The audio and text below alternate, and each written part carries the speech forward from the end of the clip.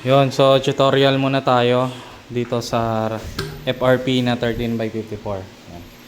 Pag naglagay kayo ng strainer, ng riser tube, ganito yung putol. Pero may ano na yan. May kasama na yung matawag dito. Itawag mo. Tanggalin natin. May kasama na yung strainer dito. So, ito pala yung ginagamit natin, heavy duty na strainer. Ito yung bottom. Yan yung bottom.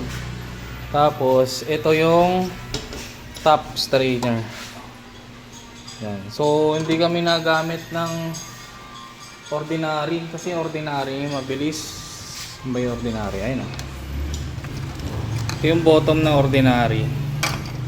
Ito yung top na ordinary.